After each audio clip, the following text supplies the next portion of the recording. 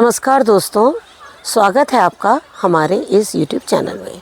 दोस्तों, जैसे कि आप लोग के काफ़ी कमेंट्स हमारे पास आए हुए हैं जो हम आपको वीडियो के माध्यम से बताना चाहेंगे कि आपको कैसे करना है। कुछ क्वेश्चन तो हम आपको आज ये हार्वेस्टिंग दिखाते हुए करवा देते हैं।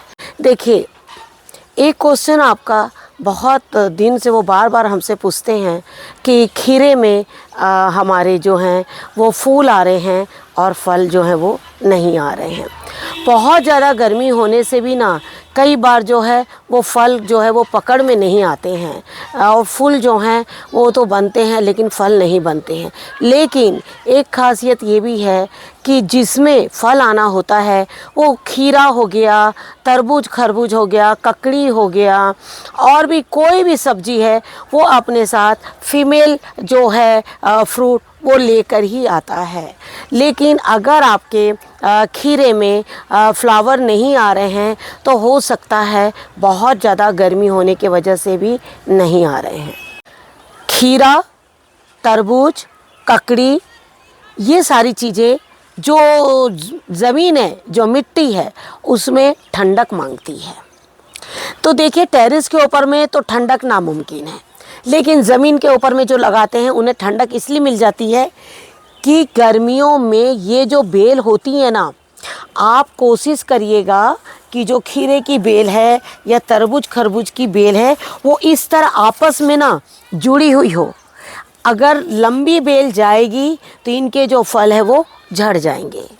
और पहला तो इनकी बेलों में नमी बनाने का सबसे बड़ा तरीका ये है कि इन्हें आप या तो किसी गमले के ऊपर या मिट्टी के ऊपर में रखें या इन्हें आपस में बिल्कुल मिलाकर रखिए, बिल्कुल दूर दूर मत रखिए।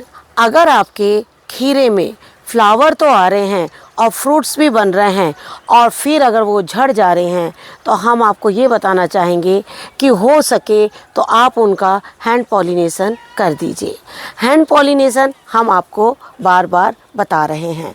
हमने देखिए आप लोग के सामने ही कुछ खरबूजों के और ककड़ी के हैंड पॉलिनेशन किया था। ये देख रहे हैं आप लोग, हमने ये खरबूजे का हैंड पॉलिनेशन जिस वक्त किया था हमने आप लोगों को बताया था।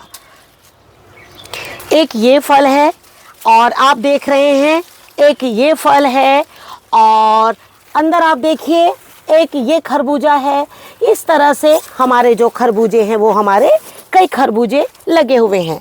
हमने अचानक हमारे टेरेस में इन ककड़ियों की थोड़ी सी कमी हो गई थी। तो जब इनकी कमी हो गई थी तो हमने क्या किया, हम समझ गए कि इनका पॉलिनेशन जो है वो नहीं हो रहा है, क्योंकि हमने देखा कि हम खाद जो है वो बराबर डाल रहे हैं। जब भी इनके इस तरह से फ्लावर निकले, ये देखिए इस तरह से, और इसमें मेल और फीमेल दोनों हैं, आप इनका हैंड पॉलिनेशन ज़रूर कर दीजिए। आज एक सवाल और भी आया था जिसमें आपने हमसे कहा है कि सरसों की खली गर्मी में दे सकते हैं क्या। हमने आप लोग को बहुत बार बताया है, सरसों की खली आप बिल्कुल दीजिए, लेकिन 3 दिन भिगा दीजिए, शाम को दीजिए, एकदम सुबह दीजिए। और देने के बाद एक बात का हमेशा ध्यान रखिए, कम से कम 3 से 4 दिन उस पौधे में एकदम नमी बनी रहे, कंटिन्यू आकर पानी दीजिए। अगर आपने सरसों की खली दी और अगले दिन आपने किसी कारणवश उसमें पानी नहीं दिया तो वो प्लांट पक्का जलेगा। बस इतना ध्यान रखना है कि सरसों की खली आप देने के बाद पानी रेगुलर देते रहें। और अगर आप पानी रेगुलर नहीं देंगे तभी नुकसान होगा, अदरवाइज सरसों की खली से कोई नुकसान नहीं है। और तो और आपके फल इसी तरह से बड़े होंगे। हम आपको और भी दिखा रहे हैं ककड़ी के किस तरह से काफ़ी बड़ी बड़ी हमारी ककड़ी के खीरे तैयार हुए हैं। हम ये देख रहे हैं कि जैसे हम आप लोग को सरसों की खली और गोबर की खाद बता रहे हैं, उससे कई लोग काफ़ी डर रहे हैं। अगर आप लोग को जैसे बहुत ज़्यादा डर लगता है कि भाई इन्होंने तो सरसों की खली बता दी है तो हम कैसे डालें, तो आप ऐसा करिए, टेरेस में तो देखिए एक पौधा नहीं है ना, बहुत सारे पौधे हैं। तो आप क्या करिए, और जिस तरह से हमने खाद बताई है वैसे एक पौधे में डालिए और आप उसका ग्रोथ देखिएगा। और जब उसमें ग्रोथ हो जाए उस दिन आपको बहुत अच्छा लगेगा, उसी दिन आपको सेटिस्फेक्शन होगा। आपके पास ककड़ी, खीरा कुछ भी होगा तो उसके एक पौधे के ऊपर में ट्राई करिए। अगर एक पौधा आपका सक्सेस हो जाता है तो आपका पूरा साल सफल हो जाता है। तो हम आपसे यही बोलना चाहेंगे कि आप बिल्कुल सरसों की खली, गर्मी हो सर्दी हो, डालिए। जैसे कि हमने आपको क्या बोला, सरसों की खली और गोबर की खाद पौधे का बेसिक भोजन है। बेसिक चीज पर आप फोकस डालिए, जो बेसिक है वो करिए और उसके बाद आप रिजल्ट्स देखिए। खीरा, ककड़ी, तरबूज, खरबूज, ये सारी चीज़ें जो ज़मीन है, जो मिट्टी है, उसमें ठंडक मांगती है। तो देखिए टेरेस के ऊपर में तो ठंडक नामुमकिन है, लेकिन ज़मीन के ऊपर में जो लगाते हैं उन्हें ठंडक इसलिए मिल जाती है कि गर्मियों में ये जो बेल होती है ना, आप कोशिश करिएगा कि जो खीरे की बेल है या तरबूज खरबूज की बेल है वो इस तरह आपस में ना जुड़ी हुई हो। अगर लंबी बेल जाएगी तो इनके जो फल है वो झड़ जाएंगे। जब हम गमले में फ्रूट्स लगाते हैं तो जनरली क्या होता है ना, ये देखिए एक फल होगा और फिर जो दूसरा फल है वो जल्दी नहीं होता है। जब मैं इस फल को निकाल लूँगी ना, तभी मेरा दूसरा फल जो है वो जल्दी जल्दी होगा। तो देख रहे हैं आप, ये खरबूजा जो है बहुत पुराना नहीं है। शायद ये वीडियो आप लोगों ने देखा भी होगा जब हमने खीरे और ककड़ी में आप लोग को कहा था शहद के साथ में थोड़ा सा छिड़काव करिए और उनका पॉलिनेशन करिए। तो जैसे ही हम इस खरबूजे को जब इस डाल से अलग करेंगे तो ये जो खरबूजे हैं हमारे जो वो बढ़ जाएंगे। और आप देख रहे हैं, मेरे ख्याल से अब मुझे इसे तोड़ लेना चाहिए क्योंकि ये काफ़ी बड़ा और काफ़ी अच्छा हो गया है और मैं नहीं चाहती हूँ कि ये सड़े और ये थोड़ा भी ख़राब हो। तो देख लीजिए ये हमारे पौधे में ही लगा है और ये इसको आप अच्छी तरह से देख सकते हैं। तो इस तरह से जब ये थोड़ा बड़ा हो जाता है तो इसकी डाल जो है वो अपने आप थोड़ा सा छोड़ देती है, उसमें हल्का, ये देखिए इस तरह से।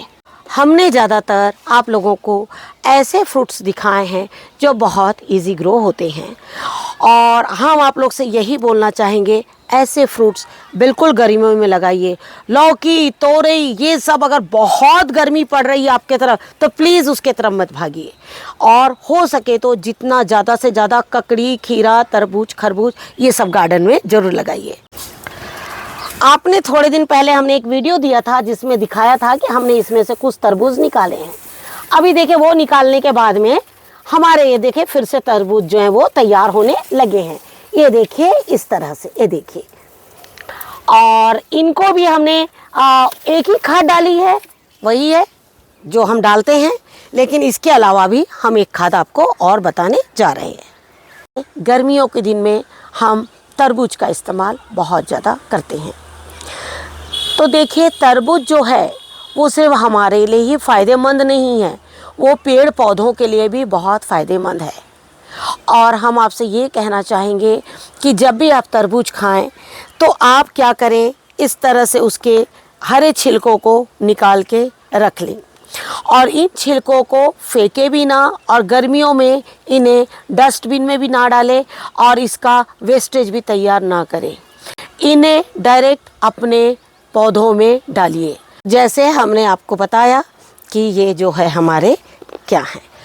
और इसके साथ साथ एक चीज़ मेरे पास यहाँ नहीं है, वो भी इसमें आप शामिल कर लीजिए और वो है केले के छिलके। केले के छिलके और तरबूज के छिलके दोनों को 8-8 दिन में आप तरबूज, खरबूज, ककड़ी के नीचे खाद के रूप में ज़रूर दीजिए। तो देखिए इसे किस तरह से आपको डालना है, ये चीज़ हम आपको बताते हैं। थोड़ी सी मिट्टी को आप ऐसे कर लीजिए, थोड़ी सी मिट्टी जड़ के बिल्कुल साइड से लीजिए, ये देखिए इस तरह से। और यहाँ पर आप कुछ तरबूज के छिलके जो हैं वो डाल दीजिए इस तरह से। और इसके ऊपर में ये हमारी राख है। राख हम इसलिए बता रहे हैं, कई बार जो ऐसे कच्चे छिलके होते हैं ना वो फंगस बना देते हैं, तो उस फंगस को थोड़ा सा दूर करने के लिए हम उसके छिलके के ऊपर में थोड़ी सी हम यहाँ पर राख डाल देंगे और राख डालने के बाद इसे हम वापस ढक देंगे इस तरह से। इसमें भी हम इसी तरह से जड़ों के किनारे से थोड़ा हल्का सा खोद के और कुछ जो है वो तरबूज के छिलके जो हैं वो डाल देंगे। इसी तरह से हम आपको फिर 2-4 दिन में ही जल्द ही एक और बार बताएंगे कि अब आप इसमें अगली खाद क्या डालिए, क्योंकि एक साथ हम सभी खादों को नहीं डाल सकते। तरबूज की और खरबूजों की खासियत होती है कि जब ये ज़्यादा फल दे देते हैं तो फल देने के बाद थोड़ा पौधा जो है वो कुम्हला सा जाता है, लेकिन जब आप फल तोड़ लीजिए और जब उसमें वापस फल आता है तो उसी तरह से ग्रोथ कर जाता है। आपने कि हमने किस तरह से इसमें तरबूज के छिलके डाले और उसके साथ में राख डाला। राख हमने इसलिए डाला कि उसमें फंगस ना हो और इस तरह से इसकी जो जड़ है उसको काफ़ी ठंडक जो है वो अंदर से मिलेगी और आपके तरबूज और खरबूज, खीरा, ककड़ी, ये चारों चीज़ें बहुत अच्छे से होगी। देखिए तरबूज, खरबूज ये सब चीज़ें आजकल मार्केट में जो है, जैसे हम सुनते हैं कि भाई बहुत ज़्यादा मिलावट है, तो क्यों ना हम अपने घरों में ऐसी सब्जियां लगाएं और बिना मेहनत के, बिना झंझट के, कोई बहुत ज़्यादा खाद नहीं, बहुत ज़्यादा देखभाल नहीं, बस इतना सा ध्यान रखिए उसे ठंडक कैसे देना है, इन सारी बातों का ध्यान रखिए। तो जैसे कि आप लोगों ने देखा कि आज हमने खरबूज और ककड़ी में कैसे खाद डाली है। हम आप लोगों से यही बोलना चाहेंगे कि जो भी हम खाद बताते हैं आप एक एक पौधों पर उसको ट्राई ज़रूर करिए। ट्राई करने के बाद में देखिए अगला मौसम बहुत अच्छा आने वाला है, तो उसमें आपकी सब्जियां भी काफ़ी अच्छी ग्रो जो है वो करेगी। आशा करती हूँ आपको आज का ये हमारा वीडियो ज़रूर पसंद आया होगा। अगर ये वीडियो हमारा पसंद आए तो उसे लाइक, सब्सक्राइब और शेयर ज़रूर कीजिए और ज़्यादा से ज़्यादा हमारे चैनल पे जाके उसे सब्सक्राइब ज़रूर कीजिए। Thank you very much. नमस्कार, जय हिंद, जय भारत।